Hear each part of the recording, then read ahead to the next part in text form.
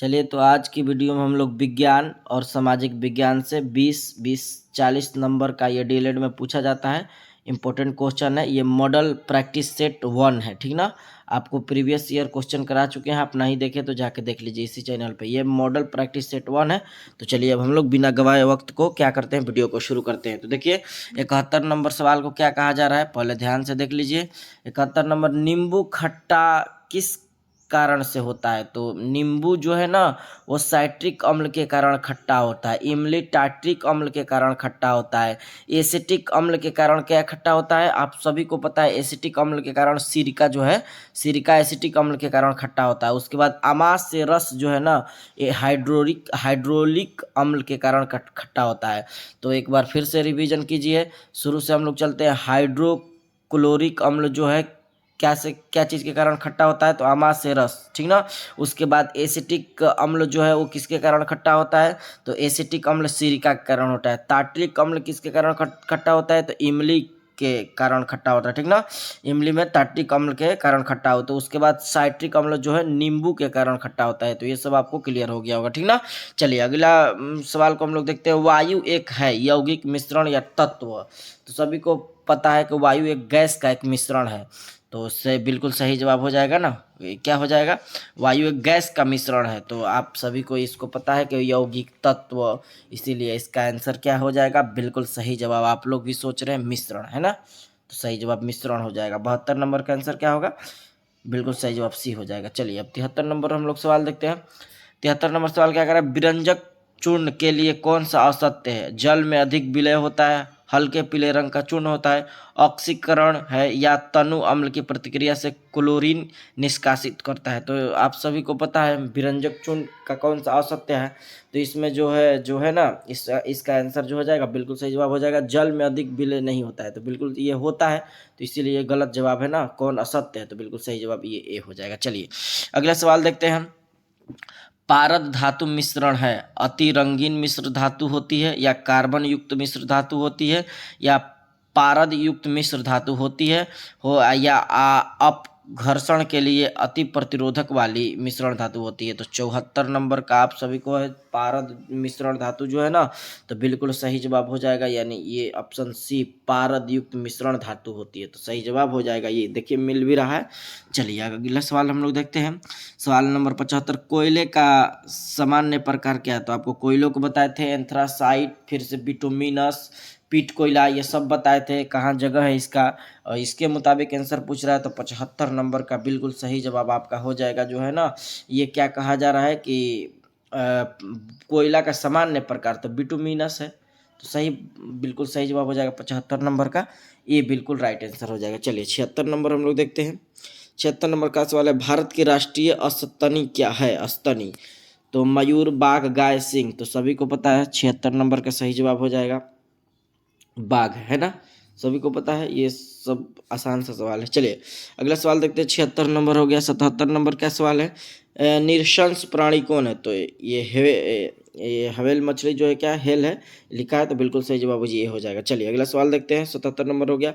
78 number देखते हैं। जल से बाहर निकाल लिए जाने पर मछलियां मर जाती है, क्योंकि आपको पता है उनका शरीर ताप बढ़ जाता है। तो बिल्कुल सही जवाब हो जाएगा, उन्हें ऑक्सीजन का अधिक मात्रा प्राप्त होता है। तो ऐसे ही नहीं होगा ना, तो इसीलिए जो है ना, बी आंसर बिल्कुल करेक्ट आंसर हो जाएगा। उनका शारीरिक ताप जो है क्या होता है, बढ़ जाता है।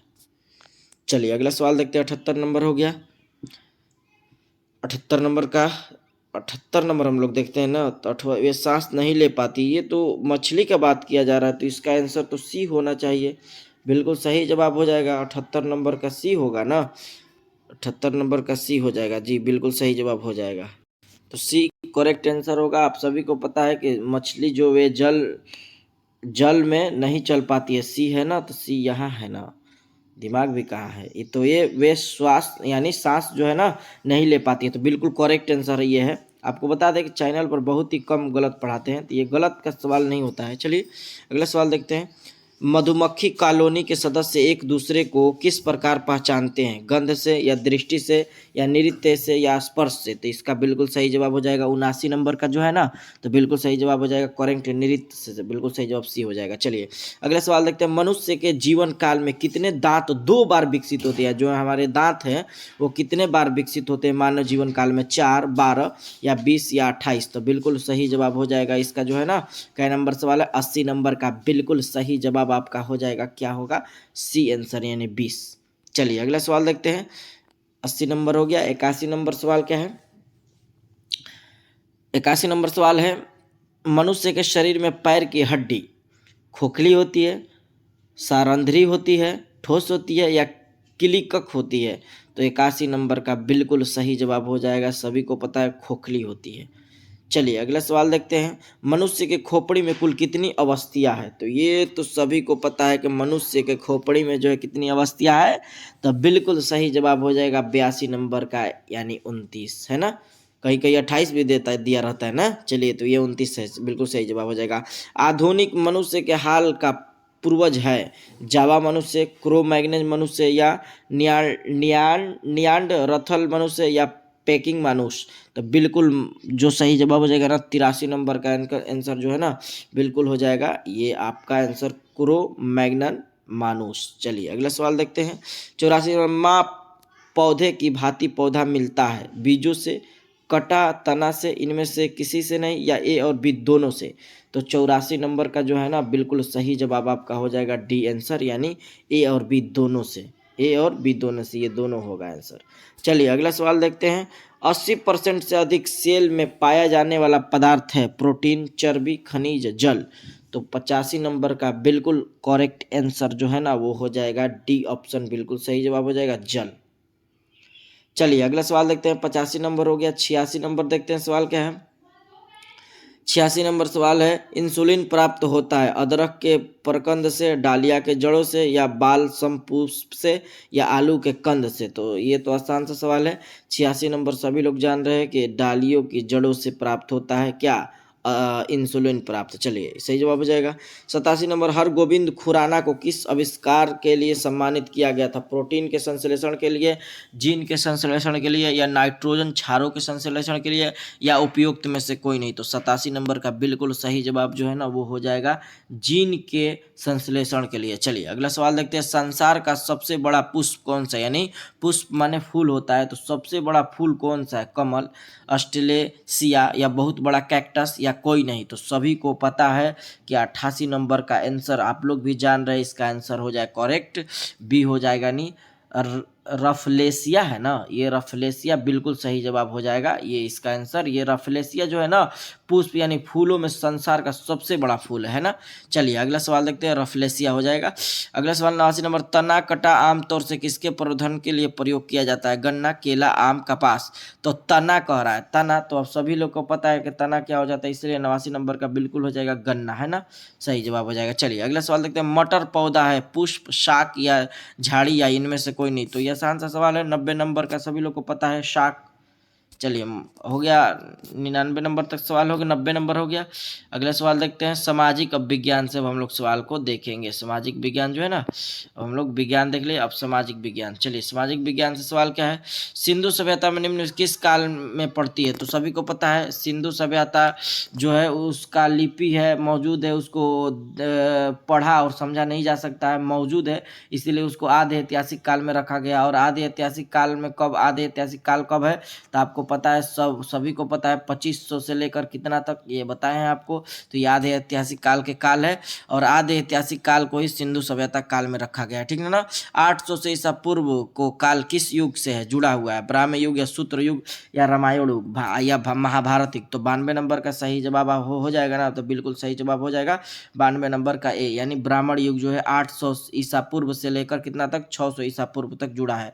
तो चलिए अब हम लोग अगला सवाल देखते हैं। 92 नंबर 92 नंबर देख लेना, 93 नंबर देखते हैं हम लोग। अगला सवाल 93 नंबर, बोगाज गोई का महत्व इसीलिए है कि वहाँ यानी कहा जा रहा है, सवाल पहले बोगास गोई की महत्व क्यों है ना, सवाल है बोगास गोई का महत्व इसलिए है कि कैसे वहाँ जो अभिलेख प्राप्त हुए हैं उनमें से वैदिक देवी देवताओं का वर्णन मिलना, या मध्य एशिया में तिब्बत चीन एक महत्वपूर्ण व्यापारिक केंद्र के रूप में जाना जाता है, या वेद में मूल ग्रंथ की रचना यही थी, या उपयुक्त में से कोई नहीं। तो आपको सभी इसको पता है कि बोगास गोई जो है ना किस लिए मशहूर है, सभी को पता है कि वहाँ जो अभिलेख प्राप्त हुए हैं वो उनमें से वैदिक देवी देवताओं का वर्णन मिलता है। तो सही जवाब ए हो जाएगा। चलिए अगला सवाल देखते हैं। 94 नंबर सवाल, गायत्री मंत्र किस पुस्तक में मिलता है? तो गायत्री मंत्र है ना जो ऋग्वेद के तीसरे मंडल में आपको मिलता है। तीसरे मंडल में किस देवता का उल्लेख है? तो सूर्य देवता को, है ना। उसके बाद अगर कहें 9वें मंडल में किस देवता का उल्लेख है? तो सोम देवता का, ठीक ना।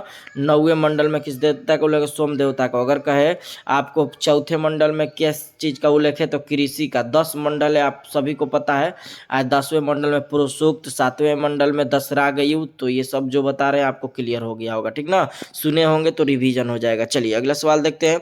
संगम युग में ओरयूर किस लिए विख्यात था? मसालों के व्यापार का महत्वपूर्ण केंद्र, या कपास का व्यापार का महत्वपूर्ण केंद्र, या विदेशी व्यापार का महत्वपूर्ण व्यापारिक केंद्र?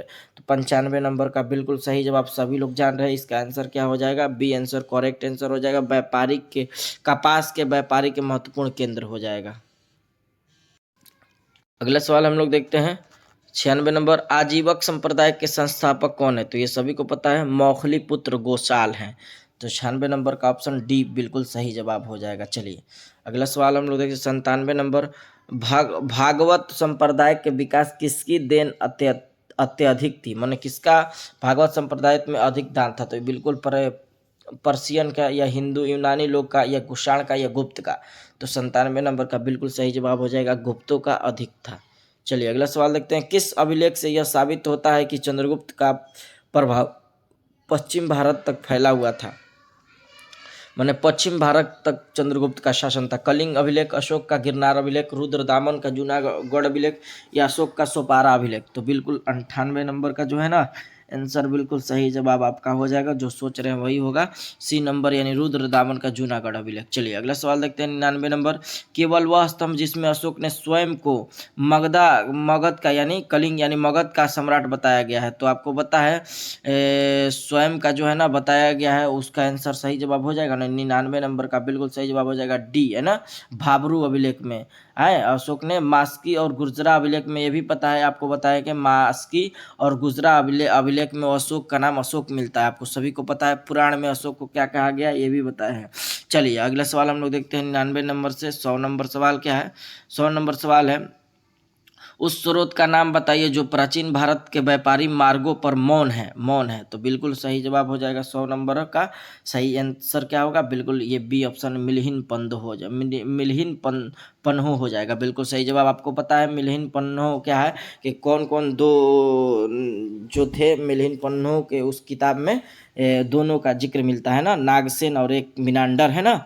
चलिए अगला सवाल हम लोग देखते हैं। किस शासक वंश ने मंदिरों एवं ब्राह्मणों को सबसे अधिक ग्राम अनुदान दिया था? ग्राम जो अनुदान दिया था, गुप्त वंश, पाल वंश, राष्ट्रकूट, या प्रतिहार? तो 101 नंबर का बिल्कुल राइट आंसर हो जाएगा, ये गुप्त वंशों ने दिया था। चलिए अगला सवाल हम लोग देखते हैं। 102 नंबर, किस काल में अछूत की अवधारणा स्पष्ट रूप से उद्धृत हुई थी? तो ऋग्वैदिक काल में, या उत्तर वैदिक काल में, या उत्तर गुप्त काल में, या धर्मशास्त्र के काल में? तो इसको 102 नंबर का बिल्कुल सही जवाब हो जाएगा।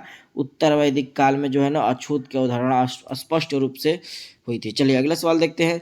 भारत में मोहम्मद गौरी ने किसको प्रथम अक्ता प्रदान किया था? प्रथम अक्ता जो है ना ताजुद्दीन यलदूज को, या कुतुबुद्दीन ऐबक, या शमसुद्दीन इल्तुतमिश को, या नासिरुद्दीन कुबाचा? तो 103 नंबर का आंसर बिल्कुल करेक्ट हो जाएगा ना, यानी बी आंसर कुतुबुद्दीन ऐबक को, है ना, सही जवाब हो जाएगा। चलिए अगला सवाल देखते हैं। B answer Qutubuddin Aibak.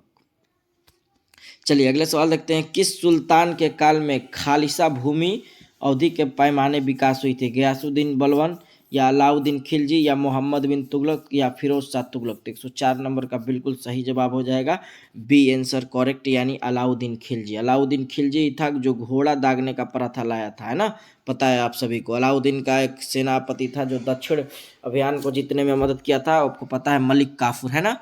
चलिए अगला सवाल देखते हैं। सल्तनत काल के किसके सिक्के, यानी सल्तनत काल के सिक्के टक्का, शशगानी एवं जीतल किन धातुओं के बने थे? चांदी तांबा, सोना चांदी तांबा, या चांदी जस्ता तांबा, या सोना जस्ता तांबा। तो बिल्कुल सही जवाब हो जाएगा 105 नंबर का करेक्ट आंसर ए हो जाएगा, यानी चांदी तांबा का बना था सल्तनत काल में टाका, है ना। चलिए अगला सवाल देखते हैं। 106 नंबर। इंग्लैंड में औद्योगिक क्रांति किस उद्योग से प्रारंभ हुई थी? परिवहन उद्योग, या वस्त्र उद्योग, या लोहा उद्योग, या प्लास्टिक उद्योग। तो सही जवाब हो जाएगा 106 नंबर का बिल्कुल जो आंसर बी करेक्ट होगा, वस्त्र उद्योग। चलिए अगला सवाल देखते हैं। निम्नलिखित में से पेय फसलों में से भारत दुनिया में अग्रणी उत्पादक और निर्यातक है। निर्यातक और आयात आपको बताए हैं, बेचना और खरीदना, यानी यहाँ का माल वहाँ ले जाना और वहाँ का माल यहाँ लाना। कॉफ़ी, दालें, चाय या दही। तो 107 नंबर का बिल्कुल सही जवाब हो जाएगा सी आंसर, यानी चाय। चलिए अगला सवाल देखते हैं। भारत की वित्तीय राजधानी कहाँ है? ये कमेंट में भी पूछे थे, सभी लोग को पता है, आंसर होगा 108 नंबर का डी आंसर बिल्कुल सही जवाब हो जाएगा ना, यानी मुंबई है वित्तीय राजधानी। चलिए भारत की सबसे बड़ी जनजाति कौन है? तो आपको पता है सबसे बड़ी जनजाति कई बार आ चुका है, भील जनजाति। तो 109 नंबर का बिल्कुल करेक्ट आंसर ए हो जाएगा। 110 नंबर सवाल हम लोग देखते हैं। 110 नंबर सवाल यही है। भोपाल त्रासदी किस गैस का रिसाव हुआ था? भोपाल त्रासदी में किस गैस का रिसाव हुआ था? तो बिल्कुल सही जवाब हो जाएगा ना, कार्बन मोनोऑक्साइड, या कार्बन डाइऑक्साइड, या मिथाइल आइसोसाइनाइट, या सल्फर डाइऑक्साइड। तो 110 नंबर का बिल्कुल सही जवाब हो जाएगा सी, मिथाइल आइसोसाइनाइट। आंसर बिल्कुल करेक्ट हो जाएगा, है ना। तो चलिए फिर हम लोग अगली वीडियो में मिलेंगे मॉडल प्रैक्टिस सेट 2 के साथ। तो ये 1 है और 2 के साथ हम लोग अगली वीडियो में मिलेंगे। तो आज के लिए इतना ही, फिर मिलेंगे अगली वीडियो में।